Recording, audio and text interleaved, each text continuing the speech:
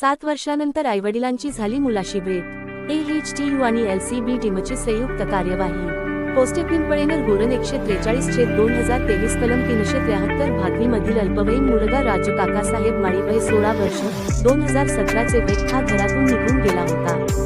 सदर गुन्ह्याबाबत माहिती अशी की राजू हा 10वीचे शिक्षण घेण्यासाठी संगमेश्वर विद्यालय नालवंडी येथे शिकायला होता।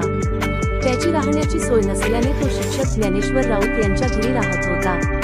आईवडिलांची परिस्थिती एकदम हलाखीची होती। ते ऊसतोडी कामगार असल्याने कर्नाटक राज्यात कामासाठी गेले होते। डिसेंबर 2017 मध्ये राजू हा शाळा सुटल्यावर कोणाला काही एक न सांगता निघून गेला। याबाबत त्याच्या आई वडिलांना माहिती मिळाली तेव्हा त्यांना कर्नाटकवरून येण्यास 8 दिवस लागले। राजूचे आई वडिलांना वाटले की राजू काही दिवसात परत येईल व ते दोघेही अशिक्षित असल्याने त्यांनी गुन्हा दाखल केला नाही। असे करत 5 ते 6 वर्ष निघून गेले, पण राजू परत आलाच नाही। मग 2023 मध्ये त्याच्या आईने पोस्टे पिंपळनेरला गुन्हा दाखल केला। सदर गुन्हा जानेवारी 2025 मध्ये AHTUला वर्ग झाला।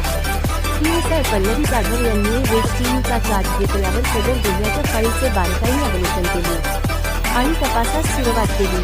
राजूच्या आईवडिलांची भेट घेतली। त्यांचे अश्रू आणि दुःख खूप वेदनादायक होते। त्यानंतर राजूच्या शाळेत जाऊन त्याच्या शिक्षकांची ही भेट घेतली व त्याच्याबाबत माहिती घेतली।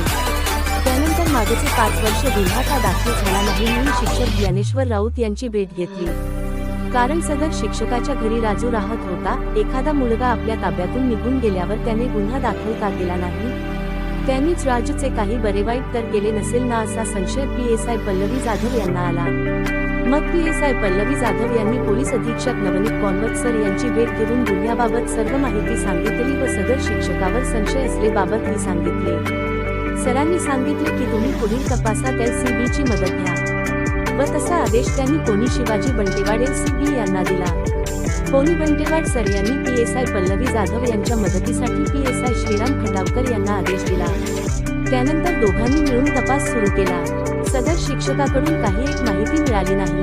त्यानंतर PSI खटावकर यांनी टेक्निकल टीमच्या मदतीने राजूची माहिती काढली। सदर माहितीवरून राजूचे लोकेशन पुणे येथे असल्याचे समजले व त्याला शोधून विश्वासात घेऊन पुणेवरून बीडला आणले। आज रोजी सकाळी PSI खटावकर यांनी राजूला पुढील तपासकामी PSI पल्लवी जाधव यांच्या ताब्यात दिले। त्यानंतर त्यास पोलीस अधीक्षक नवनीत कॉन्वत यांच्या समोर हजर केले।